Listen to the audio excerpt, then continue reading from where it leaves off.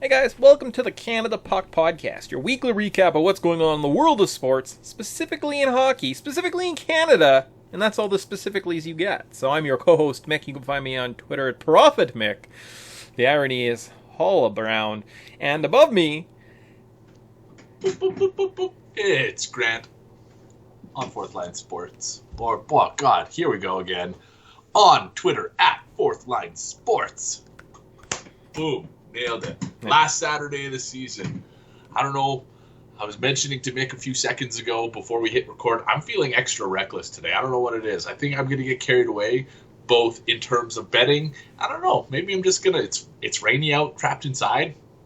It feels like a 500 beer kind of day. 500 beer, you say? Tell me more. Is that like sips of beer or actual bottles of beer?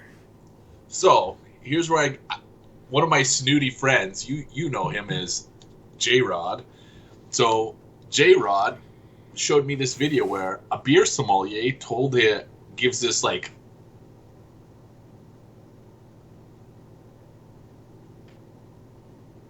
because it either carbonates in, like you have to release the carbonation, and it either carbonates in the glass or it carbonates in your belly.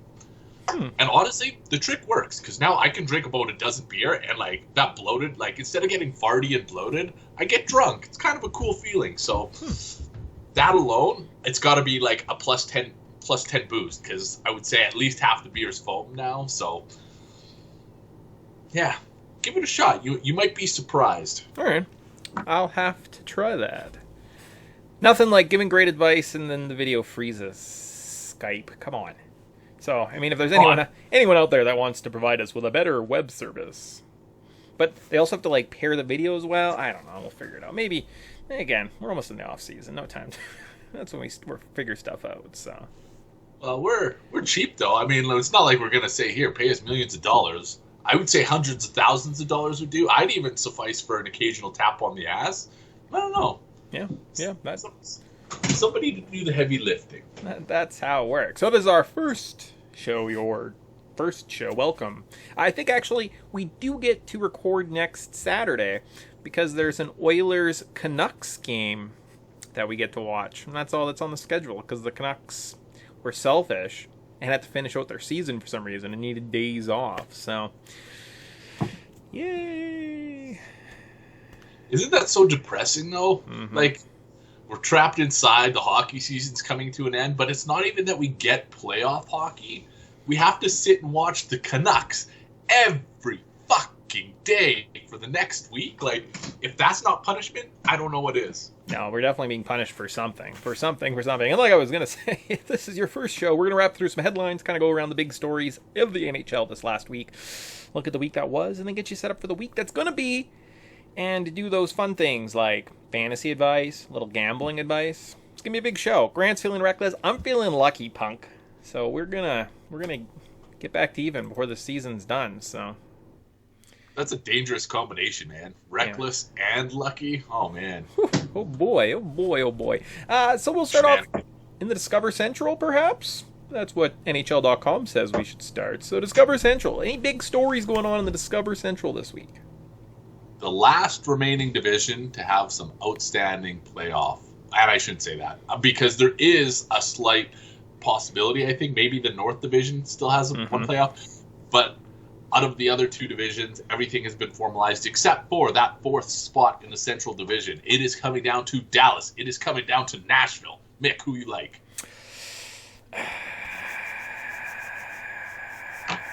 I don't know. Let's see. Dallas has...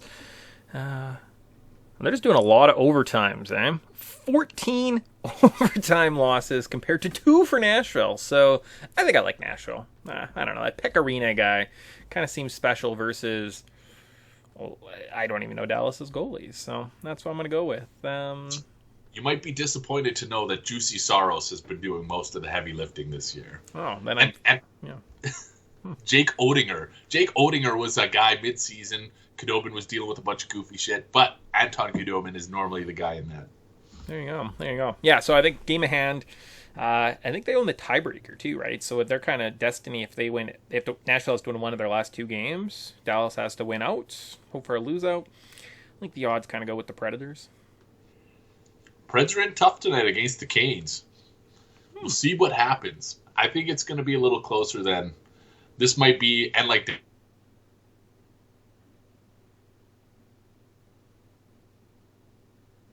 to a tiebreaker situation.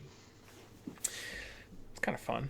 Do we get like play-in games? Could they just do that if it like ends up being completely tied? Could we get somehow like a weird random play-in scenario in that last week just to add some extra spice? Yeah, you know what? They should. But I'm not talking hockey. They should settle this the old-fashioned way. Smash Bros. All right, I wasn't sure where you're going with that. Oh yeah, yes, the old tradition of playing Super Smash Brothers. I don't know. I think Sagan's a bit of a gamer. I think that's too much of an advantage for the stars there. I think, like Sagan, I think he seems like an N64 kind of kid.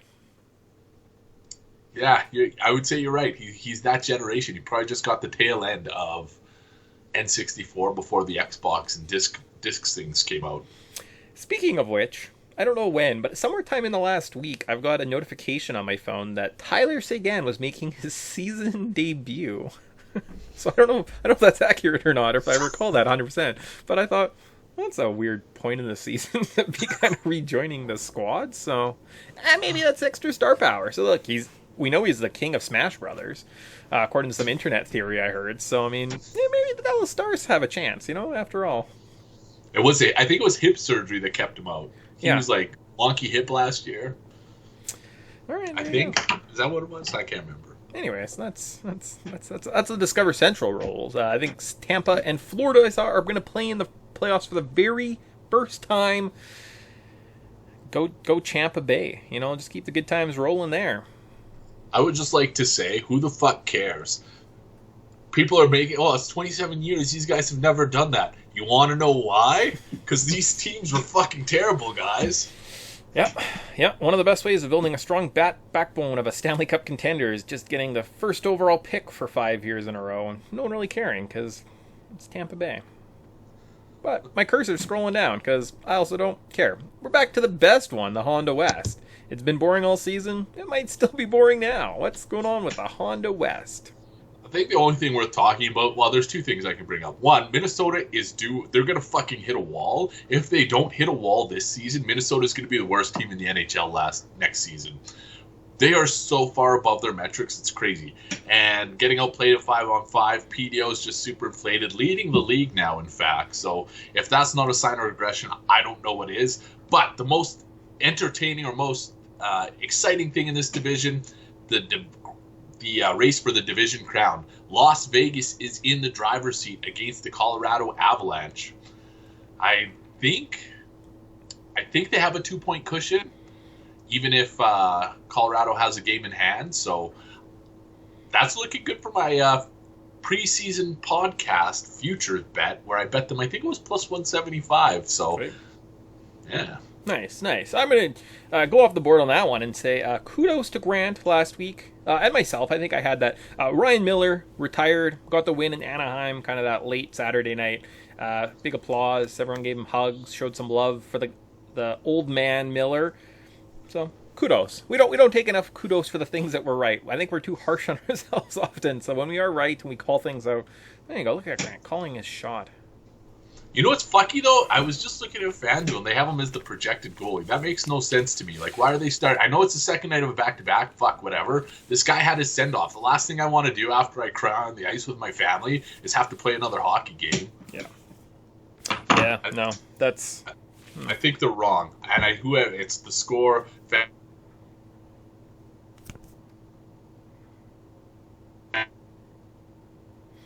Yeah, somewhere too. I have a future on a San Jose Sharks over/under projection.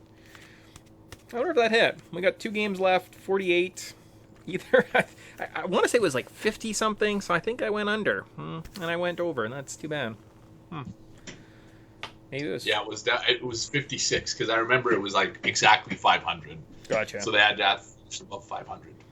Stupid San Jose. It was close, but it wasn't close, so that's exciting. On to the Mass Mutual East. What's one big story that came out of the Mass Mutual East this week? Oh, man. I don't know why that was a sucker punch. It's like I couldn't even... Oh, yeah, okay. Duh. A day. Let's talk about shenanigans. Like good old-fashioned hockey shenanigans. Yeah. So you want to lay the scene? If you haven't been paying attention to hockey this last week, what is the big news story? What is everyone talking about? It's not Austin Matthews 40 goals this season. It's not Connor McDavid going for 100.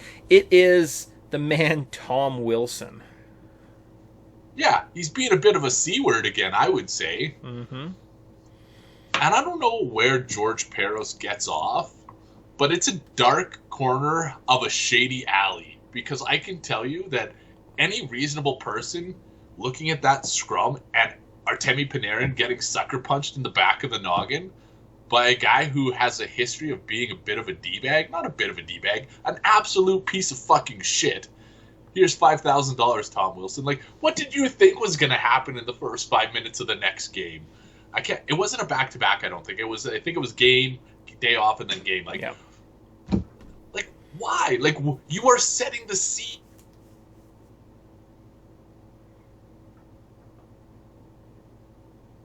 Everybody saw this coming. Who was it? There was some, like, hockey player who's, like, 5 years removed from playing. He's like, I even watched the Washington game because I knew exactly what was going to happen. Yeah, guess what? We all did. Yeah. I saw that. I saw kind of the controversy. Kudos to the Rangers. I don't know if we have... do you think I could find the stat line for that game? How many penalty minutes do you think were given out in that Rangers game? That's a great question. I like where your head's at. I used to measure the success of games by how many penalty minutes. Like, you'll never believe this game I had. And they'll be like, oh yeah, tell me about it. There was 212 penalty minutes. Like, that was the bar. So I like the threshold that you've set. I wish I would have looked into this a little beforehand. Yeah, I knew it was coming. I don't know why. Team stats that we want for the Rangers. Penalty minutes. So, great. The high man I'm seeing, Ryan Strome with 17 penalty minutes. Rooney had 15. 7. Oh, Bushnevich got 19. Smith with 17. That was good. What is that? That is good. And you know what? Kudos to Brendan Smith. If we're passing out kudos in today's episode, kudos to Brendan Smith, who went after Tom Wilson, made no bones about it. Yeah. Guy's way out of his weight class. He still tried to stick up for his teammate. I would say, in the moment, I was like, you know what? I'm going to look into a Brendan Smith jersey. And I might go and see if I can find one at the mall today. Who knows? Nice. That sounds like a fun little day indeed. So that's it. And then just kind of, yeah, and that's one of those things. And then I think Bushnevich got suspended one game afterwards for going after Tom Wilson. So, parody. I mean, this has been an issue forever, right? Like when you let fighting... If I'm ever not responding... If you're ever not responding, what? I'm laggy. I was going to say, if I'm ever not responding, just keep talking, because I'm a little laggy today. But you were mid-conversation. It sounded like you were done talking. Oh, gosh. Yeah, no. I mean, I would recommend listening to the audio format. We're both recording on both ends versus the video format. Maybe you should send me an audio file and I lay it underneath and you're always talking even when you pause. Well, food for thought. You know, these are notes for when I listen in the future. I'm like, that is a good idea. Where was I going to go with that? Something, Capitals. Brendan Smith jerseys, something else. Smith. Oh, I mean, policing, it works in theory, right? If dirty hits and dirty plays are kind of dealt with the players on the ice, and that's the point of fighting. But then you have this random assortment. We've seen it forever where, players have dirty hits, dangerous hits, go headhunting, and the penalty or like the punishment after the fact just never really fits the bill. You know, like we've seen that now for decades, right? Like I feel like this is a 15-year-old conversation that we're having, that the league just doesn't really know how to police things properly. And until they figure that out, it's going to continue to be an issue, right? So, at least a few years ago, we had Shanna bans. Like, if we're going to make fun of something, I don't know, is there a Peros? What's the Peros equivalent to a Shanna ban? Peros penalty, Peros fine. Slap on a wrist, Peros. No, it's going to, maybe it's there. I'll give it some thought. Maybe we'll come back to this later in the podcast. All right. And did you end up hedging out of that? I see Pittsburgh sitting nicely on top. You know what? I did not bet on that game, even though Pittsburgh came out on top. And it just like the way it played out, it was Washington could put themselves back. They were back in the driver's seat. And then they lost to Philadelphia last night. And now it's Pittsburgh's to lose. So we will see how this all shakes out. Cool, yo. Bet on to the best division in all sports. In a timely manner, I might add. Because nothing else was important. Again, we had hockey stuff going on in with the Rangers. The best team in hockey, if you ask some people. So, there you go. Scotia North. Yay, we made it. Start at the bottom of the standings, work our way up. Big headlines for each team. We'll look at them specifically. We'll start with the Vancouver Canucks, who were 1-3 this week. They had 11 goals for and 17 goals against. They're going to delay the season by at least... I think this was supposed to be the end of the regular season. So the fact that there's still hockey going on for another 10 days after this, it's all on you, Vancouver. Yeah, so it was, I think,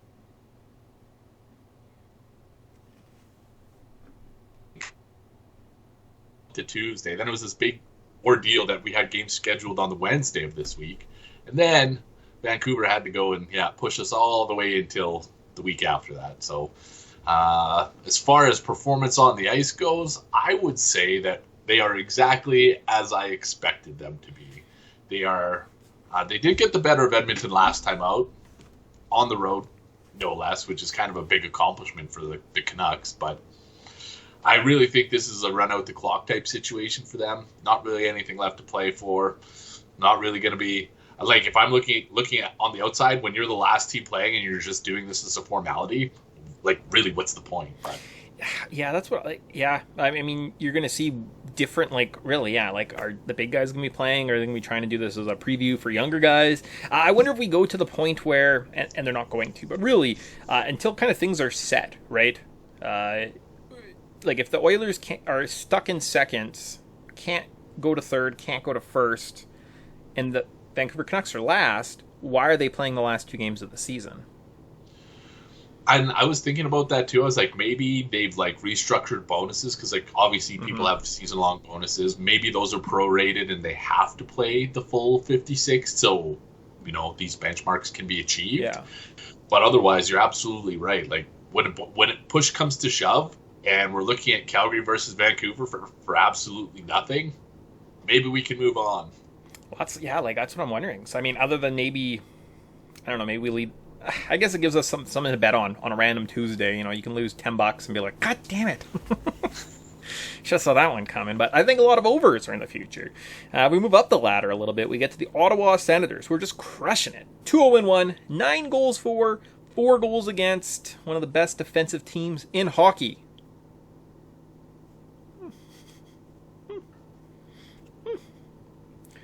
9-4. And I just need to say, these guys have eclipsed their regular season point total. Originally opening at 43.5. Last time we looked at it, it was 45.5. They are now sitting at 47 points. How many games do they have left? 3? 3. What? They're good. We are taught they can't get up to 500, but they can get pretty damn close. Yeah. Yeah, I think all in all, I mean, I know we like to crap on the Senators. They've had an okay season. They look frisky. Again, it's kind of... The future's really in their hands. Kind of see if they get creative or if they fall apart or they end up just kind of being the Buffalo Sabres and just in purgatory the rest of their life. I like some of the kids there. We got to see a Frank the Tank reference after a Brady Chuck goal. So I thought of Grant naturally on that one. And I thought, all right, so like, this little goofy guy might win over Grant's heart just yet, so... I did not see this. What did he do? Did he do this one? Yeah. Oh, that one? Yeah. Yeah. So I was like, good. All right. Well, you're again, great DJ in-house. Awesome with his music. So if there's an Ottawa Senators home game, I might tune in just to listen.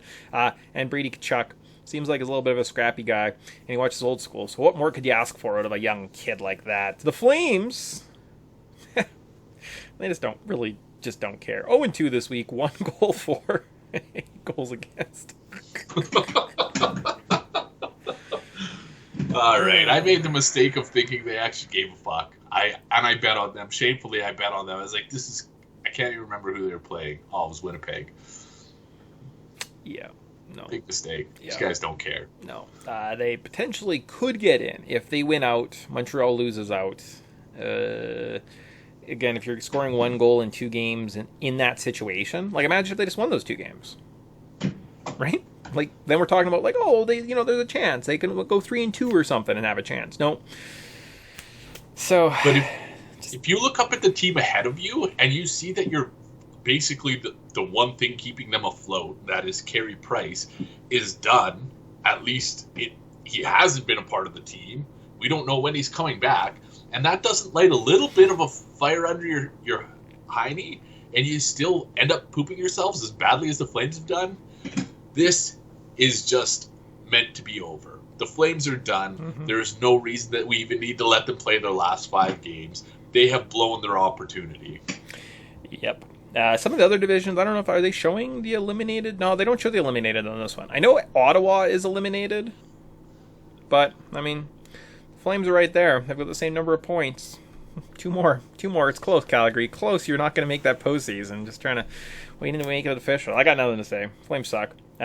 Canadians 2-2, 9 goals for, 14 goals against. So, good job, defense. I'm speechless. I'm absolutely speechless. They're starting Caden Primo tonight against Toronto, which, if that's not a recipe for disaster, I don't know what is. Because this guy, Caden Primo, God bless his heart, not an NHL goaltender. Now, you're going into the Lions' Den on Saturday night with technically something still left to play for. You're basically mailing it in, saying, here, you know what, Toronto, how many goals would you like tonight? Baker's dozen with Caden Primo is what they're getting. Yeah, well, I mean, even if you look at the standings right here, like we're going to talk about Winnipeg in a second, but they're a game back. They've got 2 points. There's a little bit of a pocket there, but like, there's a chance you could get third. And I'm thinking right now, like, I mean, I guess it's, I don't know, who's better, Toronto or Ottawa, Edmonton? I'm thinking, like, at least you stand a chance with Edmonton, right? Like, there are some weaknesses. There's some chinks in that armor. So, I mean, I don't know. But, I mean, if you're just happy being 4th and you're like, oh, we got a better draft pick in the end of all this. So, it's worth it. Great. Playing the long game, yeah. I guess. I don't know. Something sneaky there. Nope, going down. Jets 1-1 this week. They broke the losing streak. They're at 7. They lost 7 games in a row. So that's a great time to regress towards that kind of that mean that we were looking for all season. Good job, Winnipeg. 5 goals for, 2 goals against. So a little bit of a defensive effort in there. It's not bad. And I think it really reflects Connor Hellebuck's effort, and that is he is. Maybe the timing was just right because they hit this lull. Playoffs start in about 2 weeks here. What's going to happen if Connor Hellebuck continues this upward trend? He is then going to face most likely the Edmonton Oilers offense, at worst the Toronto Maple Leafs offense. Is Connor Hellebuck a difference maker in a playoff series? Can he steal a series against one of the top 2 teams? Yeah, I think I'm as a Leafs fan, I'm excited to play the Montreal Canadiens. I'm a little hesitant because of those intangibles in Winnipeg, just between their top 6 forwards, right? Like, they've got a lot of skill up front. If those guys get clicking, they could be dangerous. And I do think Hellebuck wins 2 games in a series. So that means your offense only has to win 2 more games for you, and then that's the series, right? So I'm a little concerned, and yeah, if we're seeing kind of a Hellebuck increase, yeah. And yeah, I think you're on the right. I'm going to expand on this when we get to the Maple Leafs because I think you're on the right track with a couple of those thoughts. And I don't want to give too much away. So who's next to stand? Oh, Edmonton Oilers, obviously, 3-1 this week. 16 goals for, 11 goals against. Has McDavid got his 100 points yet? Has he? Did he do it? How many? I think he's 4 points in 5 games. Let me check here. I think that's what he has left to do here. So not even a point per game to get up to the 1 bill mark. That's exciting. Oh, Connor. It'd be nice if they could build an actual team around you or something like that. Eh? Where am I going? Players? No, I want to see stats. Stats, league leaders. I don't know what page I was just on. It was an Ovechkin page. Yeah, 96. Can't see it on the edge of the screen there, but it is a 96. So It would have been better if you opened one of your adult entertainment sites instead. I think that would have been the way. That would have been the boost we needed to ride our fame to the top. Hey. Man accidentally opens pegging Yep. video on podcast. Click. Oh. No, Winnipeg. Winnipeg is what I'm trying to say. Damn it. I swear, I was looking at the Winnipeg Jets. Oh, it's just the Winnipeg Jets. That's all. Oh, no. That's, Jamie Schwarma. So, yeah, 96. So, what did we say? 4 games to go. So, if he gets a point in the next 4 games, he eclipses 100. Zang. Yeah, and I think I mentioned this podcasts ago. 4 games, 4 points. I'm calling it right now. Connor McDavid on Saturday night gets to 100 points, and he just gets to coast the rest of the season. We're talking 4 points. They've got a chip on their shoulder after last night, or 2 nights ago, 6-2 loss. Big things from Connor McDavid tonight, and I will elaborate more on that on my Dirty Fantasy. Cool, yo, sweet. I mean, so if we're looking just at the top point getters, we haven't really got to this year, but like Mikko Rantanen, Mark Stone, Crosby, Kane, Matthews, McKinnon, Marchand, Marner, Draisaitl, and McDavid. If we're looking at guys with the highest bankroll right now, the guys that are being paid the most, McDavid, Draisaitl, Marner, Matthews, McKinnon's kind of an oddball there. I think Rantanen makes something like $9+ million. Same with Mark Stone. So we are seeing kind of the big guys deliver in this short season, right? So all those kind of guys that are the plus $9 million a year at least are putting points up. So pretty exciting stuff. It is exciting. You expect big things from your big players. It doesn't always work out that way, but this has been an entertaining season. The one name I'm not seeing on that list, which is weird, is Jeff Skinner. Doesn't Jeff Skinner make like $9.5 million a year or something like that? I didn't see him up there, so he must be like right below that list, though, right? He just missed the cutoff. Just the cutoff. That's too bad.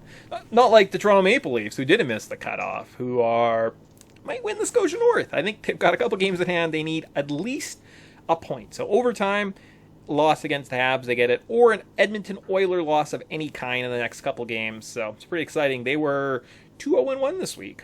12 goals for, 6 goals against. I think that Matthews overshadows Marner, and I don't know if I'm the only person who feels this way. Yes. But I think Marner is the better hockey player. Granted, like, Matthews is a natural goal scorer, but if I had to choose one of the two, I would choose Mitch Marner on my team. I think if we look back at just the Leafs scoring for the last 3-4 years, maybe 5. I'm not going to confidently say 5. I'll say confidently 3. I think he's been leading the league in assists, and it just is one of those things. Like when he has the puck, the control he has, the playmaking ability, the fact that he just like fearlessly throws his body in front of shots. He's kind of always going the extra little mile, has that effort on the ice. He is definitely. Overshadowed, like you said. Like if Austin Matthews is in the Hart Trophy conversation this year over Marner, it is kind of a travesty, and I think it just kind of comes to the star power that comes with the goal scorers, right? Like we like the guys that score the goals over the assist man, but you're right. Mitch Marner is a sexy little beast. Him and his stupid mullet that he has right now that he's showing off on the social medias. So, did you say you had another point about the Maple Leafs? Was it just to talk about Mitch Marner? That was basically the one thing. The other thing I'm not quite sure on, Frederik Andersen, and you might have your ear a little closer to the ground on this. What's the status of Frederik Andersen? Is he going to be ready for the playoffs? I think so. Right now he is doing a conditioning stint with the Marlies.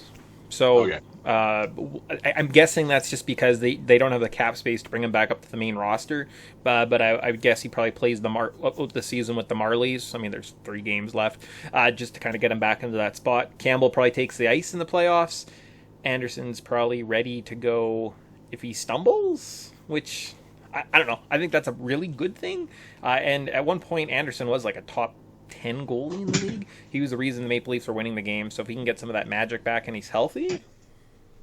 All right. So that was one of the X factors. But I think when I look at the Toronto Maple Leafs looking down at the standings, they will either have to play the Winnipeg Jets or the Montreal Canadiens.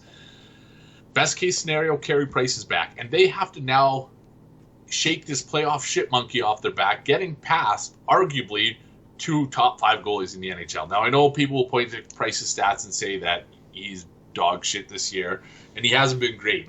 But playoff Price is a whole different beast. We've seen him in tournament after playoffs stand on his head. Even last year, the 12-seeded Montreal Canadiens, who didn't even want to be there, got past the Pittsburgh Penguins in the, whatever you want to call that, opening round, play-in round. And I think Carey Price had something like a .930 save percentage, .935 save percentage.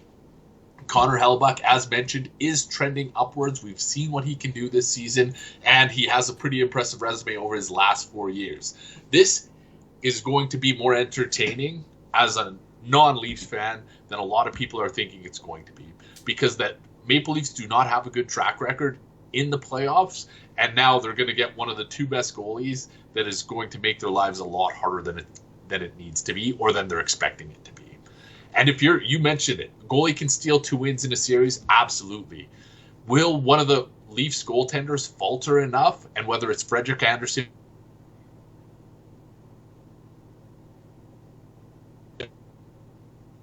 without question can score 4 or 5 games in a game, that is going to haunt them. And if they miss their opportunity this season, what is the off-season plan for the Maple Leafs? Yeah, I don't know. I mean, we don't have to play that game yet, but I think it's kind of... I can see your head slowly starting to implode. Like, don't make me think about this. Yeah, I mean, I don't know. Potentially run it back with some of the older guys or reload, right? That's it. So I keep Do you trying. see a big departure coming, though? If William Nylander is a no-show in the playoffs, is he expendable? If that's what they need to like move in some other pieces, right? And it's just kind of figure out what's wrong with the team. At this point, I think you're balanced depth scoring, so it's kind of wait and see. Like if it ends up being goaltending, maybe goaltending's the issue. You know, Anderson might not be. He's in due for a contract, right? Campbell is a cheaper option, so maybe you invest in a goalie or something like that. Go from there. I think Willie Nylander finds a new home if the Maple Leafs have an early playoff exit. I could say that. Well, there's a Seattle expansion franchise that's coming in. Maybe they would give him something good for him. So, I had a deeper theory, and we can just touch the surface here. But Ryan Nugent-Hopkins is an unrestricted free agent after this season. That would leave a big gaping hole on the wing that would need to be replaced. William Nylander needs to be shipped out. And it's pretty much like a dollar for dollar situation in terms of salary cap. Maybe Nylander's an Oiler. Yeah, I could see that. Switching around, like I know Kerfoot kind of gets thrown around there too, so kind of that third center position is probably where they're going to move. But we'll see. I don't know. Yeah, I don't know how I feel about William Nylander. I see a lot of William Nylander propaganda on the internet, so I'm not gonna resort to that level of nonsense on this podcast. Anything else cool? No, I didn't really watch any Leafs games. I think I was kind of busy. I went and got like dinner, and I bought a Mitch Marner card. Speaking of Mitch Marner, last Saturday night, so I missed the game, and then all the rest of the games were blacked out. So thanks, TSN. I have to know though, what kind of dinner did you go and get? Oh, Burger King. It was great. I tried the Impossible Whopper. Delightful. Did you go onion rings or fries? I think we did kind of a combo. So I think we did 2 Whoppers, we did a large thing of fries, jalapeno poppers, and chicken fingers. So I kind of mixed up the sides. So a little bit of everything. Yeah. That's such a winning combination. God, you're a genius. Yeah. Definitely had a couple of day beers, and I was like, just not feeling great. Could use a little grease, so it was good. I gotta say though, Burger Kings around Calgary are hard to come by. You're not too far located from one, but like me, I'm kind of in this like no-go zone. It's the Bermuda Triangle of Burger Kings. I've got to go east or west or south. It's just no good. Yeah, no, they're tricky. They're tricky to find, you know. I used to say it was my favorite restaurant. It's just hard to get to at this point, so. But it was nice. It was nice. Oh, and I saw an eagle on my way home. If that's not a mixed segue, I don't know what is. Yeah, came home, parked the car, was like excited to get in, and there was this like big freaking eagle. Like I can't even show you how big it was. Maybe this way, sitting up on a tree, and like all the neighbors were out looking at it. So I was like, well, I'm gonna go stand out there and look. I'm like, hey, how's it going? Yeah. Majestic, beautiful. So that's the week that was. The week that's gonna be is gonna be highlighted when we click on to our FanDuel lineup. Not sponsored by FanDuel, but hey. We still use your services. Could be. I clicked on upcoming. What I should have clicked on was how did we do last week? Because I believe I didn't do great. My poor history. Boo. Yeah, my team sucked last week. I think, where did I go wrong? I had Billy Elliott in nets. Silly. I doubled my money. I love that you call him Billy, too. You know his name's Brian, right? Yes, 100%. But Billy Elliott is, yeah. Was that the chess player? Is there a movie called Billy Elliott? I think it's about a dancer. I think he's like maybe the one I'm thinking of, Billy Elliott, like, or he has like something like he's a dancer and everyone makes fun of him or something. What's the chess one? I don't know. That doesn't matter. Doesn't know. But we had a couple good picks. On the back end, Shea Theodore really let me down. The two Senators guys, Kachuk and Norris, did nothing. But the Nick Folinos, the Galchenyuks, they got 15, 11 points. Matthews went off. McDavid went off. That -2 from Billy Elliott is really the downfall of my team. So, boo. But Grant won. That's exciting. Yep. Big things for McDavid, Matthews, Marner. McDavid and Matthews in particular both hit 30+. Marner bringing up the rear, 19.2. Andre Burakovsky, he got a goal in 3 shots. It wasn't a lot. 16.8, though. My defense has always just been letting me down. I went with Yandel Suter. They combined for just over 11 points. Tyler Toffoli played well, too, 30+. He had 30.1. Montreal beat Ottawa. Nick Schmaltz let me down with one goddamn shot. Piece of shit, Nick Schmaltz. But Ryan Miller, and he was drafted. He was 2.2% drafted on the slate, 22.4, 23 saves. He had a shutout going, I want to say, until the third period, and that's when they got a couple. So it was like looking really promising for a while. But nevertheless, came away with victory, 23 saves for 22.4 points. Sweet. I've learned my mistakes on the defensive end, and I've kind of tweaked things a little bit. But before we get to where I'm going, who do you like on Saturday? Who do I like today? So I'm going to start in net. I have been riding the Islanders the last 3 games when they've lost to New Jersey once and Buffalo Sabres twice. So I'm going to take their starting goalie. Right now it's projected as Semyon Varlamov. I might go in and make an addition if it looks like somebody else is getting the nod. But that's where I'm going to start. I like a lot of Islanders tonight because I also have Brock Nelson. He is a second-line utility player. I'm not sure what position he plays exactly. Ryan Pollock and Jordan Eberle. 58 for Eberle, 56 for Nelson, and Pollock is 44. I got Jakub Slavin. Who, you ask? I don't know. He's $4,000, so he's a defenseman. My other utility player is John Tavares against the Montreal Canadiens. And then if we look up top, all the big guns. Nothing but the best. We got Jonathan Huberdeau against the Tampa Bay Lightning, 7,400. Connor McDavid with 9,200. And Nenevstikov at 3,700. So I'm not really sure what I was thinking on that one. I know we got a couple points last night, which probably means he does nothing for me tonight. So good job, me. Yeah, Nemesnikov. I love how you preface Nemesnikov as a big gun. Him and his $3,700 salary. Yeah, I was obviously... Shit, man.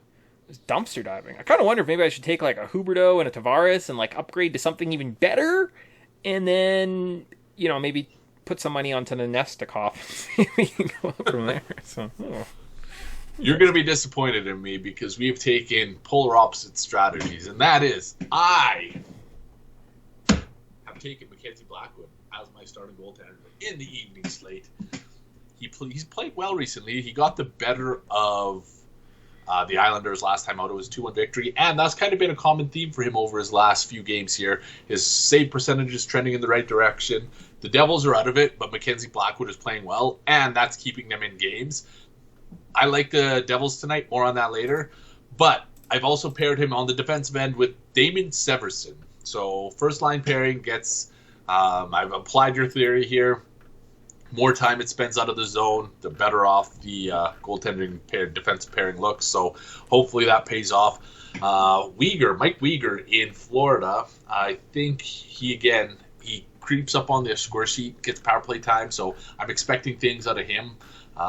Splurged, I would say, as far as my strategy typically goes, because normally I do my dumpster diving.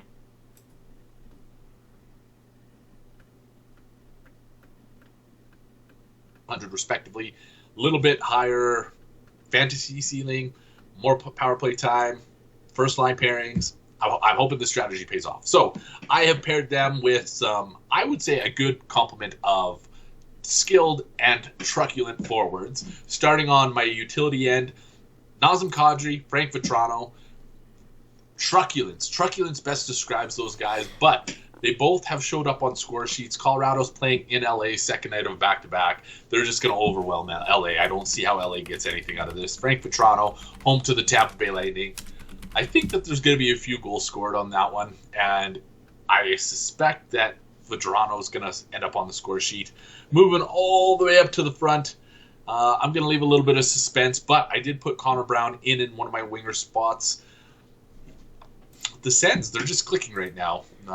Winnipeg has this tendency to play high-scoring games, and I think that that's going to allow Connor Brown to end up with a few goals tonight. So that leaves me with 3 spots and a whole shitload of money. So I went with Connor McDavid, Austin Matthews, Mitch Marner, as I did last week. Those guys combined for 80 points. I suspect Toronto at Montreal, as mentioned, they get Primo. Don't know how this one's going to end, but I know it's going to end with a lot of goals. Edmonton at Vancouver. I think last Saturday of the night, just if we're going narrative-based approach here, last Saturday game, full Saturday, Connor McDavid, all eyes on him in Vancouver. He gets to 100 points. Against Vancouver. It's in Edmonton. Gotcha. Yeah, I like that. Kind of comes down to that Islanders game, I suppose. So, interesting. We will see. Yeah. Well then. Cool. So with that, then we can move to Saturday night games. Make some money. Wager some money. I am down in a hole. Not doing so well. Pearl. Had a tough go. Something like -7. I don't know if I've won in like the last 7-8 weeks. Good job, me. Throwing poop at the wall has not got me anywhere, but it's going to get me somewhere today. Because I'm going to come back, I'm going to be at 0, I'm going to go into the postseason, a new man. You're going to be like, wow, what kind of a truculence, what kind of a competitive effort you put in all the way to the end. Good job, Mick. Ready for my quick picks? Just one. It's just one 14 parlay. 14 parlay. Ooh. Hang on. Let's build a little suspense here. All right. We talked about something last week, and that is this overtime way of just really coming across hundreds of thousands of dollars. Did you take that approach, or have we tweaked it a little bit? I did not. No, I am set. I am hell-bent that the Islanders are winning, so that was my anchor. That's what I was going on. They've lost to the Sabres twice and the Devils once. They've got to bounce back because maybe they don't. Maybe they're just crapping on it, and I'm just riding a crap team. So that's kind of where I started. And then I was like, well, I got to add some juice to it. So looking at the overtimes, +3 400s are nice. But hitting them in a parlay, I think, is really tough. It probably makes it very, very stressful. So I'm going to go less stress. I'm just going to find some easy overs. We've got over 5.5 in the Jets-Senators game. I don't know if defense exists in Ottawa right now. And if, like Grant said, those young, frisky players, Connor Brown scores a couple goals. That's all gravy. I like the over 5 goals in the Detroit game, as well as over 5.5 in the Tampa-Florida game. This is a first-round matchup. I think they're going to show off something.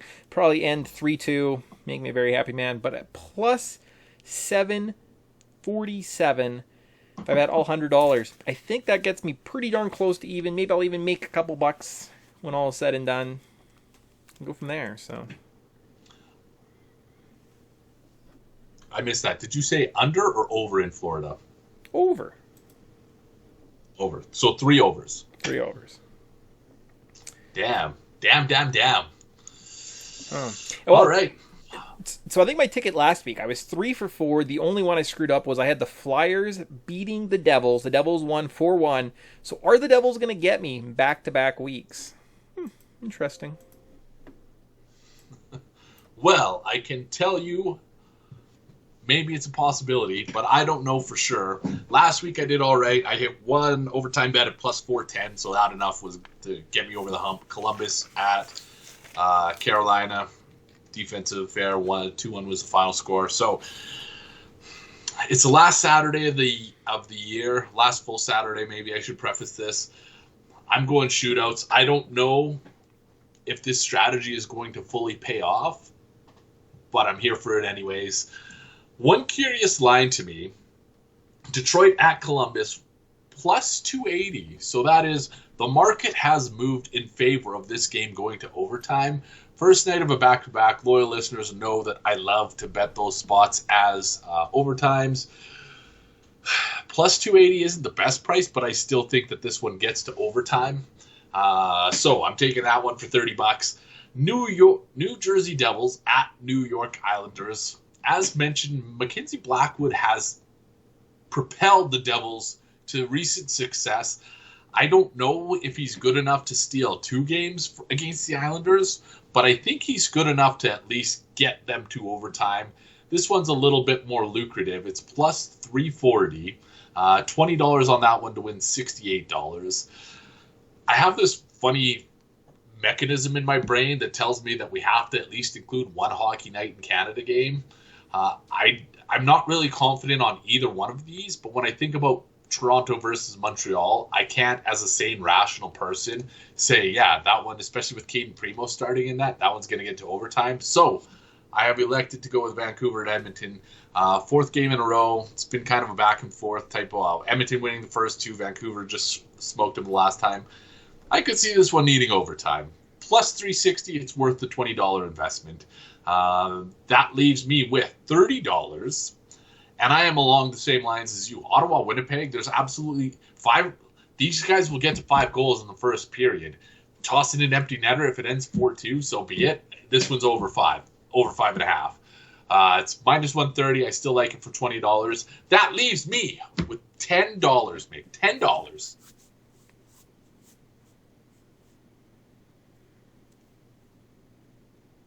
With an over for a return of plus 13,508, which would pay on a $10 wager $1,350.75. That's right. That parlay one more time. $1,350.75 is what I would net. Perfect. And sorry, what were the teams? You froze there for a second. So. God damn! I was hoping it only caught the last end. I've parlayed all 3 overtime wagers along with the over.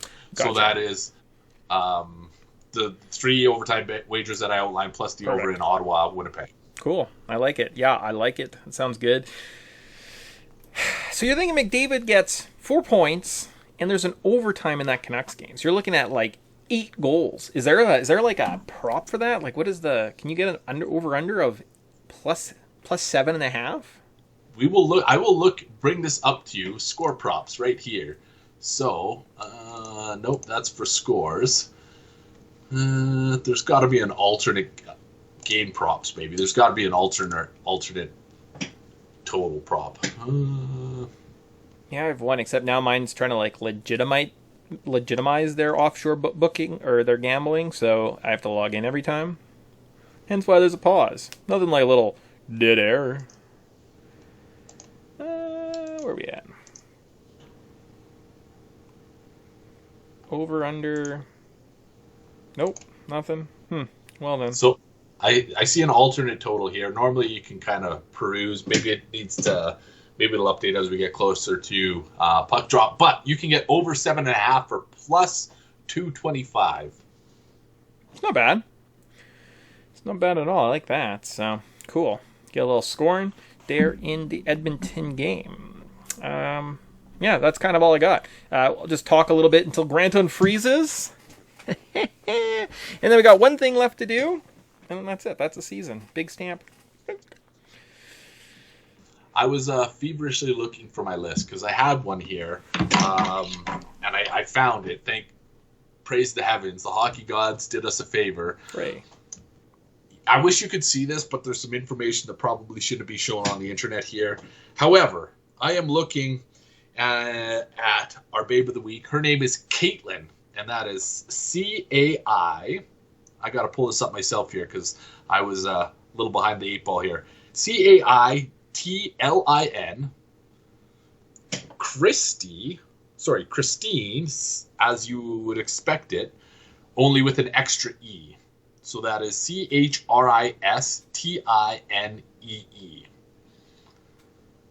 Oh, she's a master of disguise, self-proclaimed master of disguise. Well, she must be a thief because she has stolen my heart. Yeah, it's not bad. Not bad. I don't know what Instagram did to me, but like you should have seen my feed this week, Mick. It was like nothing but redheads. Like I have just a stream of redheads. And this is, I think, where she must have been included in that. Yeah. But absolutely our babe of the week. And look at, do you have any Johnny Depp fantasies? Because she could help you out. Huh. Yep. Oh, I'm definitely looking at the wrong girl because it's just a regular girl in a swimsuit, not really doing anything. Maybe it needs a space. That's Nope. No space?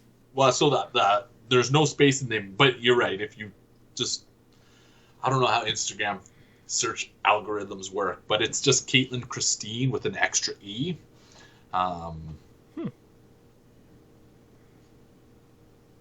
No spaces, no underdash. But maybe if you put a space in and just search her name, that would help. Did you spell Caitlin with a C? I did. Yeah. No, I'm coming up. Drawing blanks. Drawing blanks. Let me try this again. Caitlin Christine. That's the ticket. I went YNIN. Silly. I knew it was something silly like that. Oh, silly Mick. Christine. There we go. That's better. Oh yeah, that's better. Yeah, all right, that makes. The other one was just like girl in a little like bathing suit, and I was like, I guess I don't know. Imagine being better than a girl in a bathing suit. Get over yourself, Mick. Yeah, I'm kind of a prude. All right, there you go. Follow. Nice. Look at that. Killed the dead air with suspense. Oh, it's exciting stuff, guys. Exciting. And we all got to witness the magic of your reaction too. Like that was nice. That was a special internet moment for everybody who was a part of this.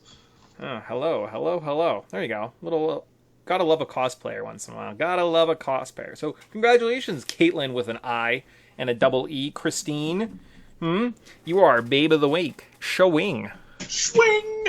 Well done. So, like Grant's alluded to, I think if we click on the score here, I think there is one game. There's a pathetic Oilers and Canucks game next week. So that's pretty exciting. So we get to come to you more than likely with a little bit of a preview. Oh, it's almost. Oh, look at that! The last game of the season, 15th or the 16th. Yay! So that means playoffs start the next week. So we can do a playoff preview next week. That's exciting. It is definitely going to be a playoff preview show. I am confident that every playoff matchup will be set.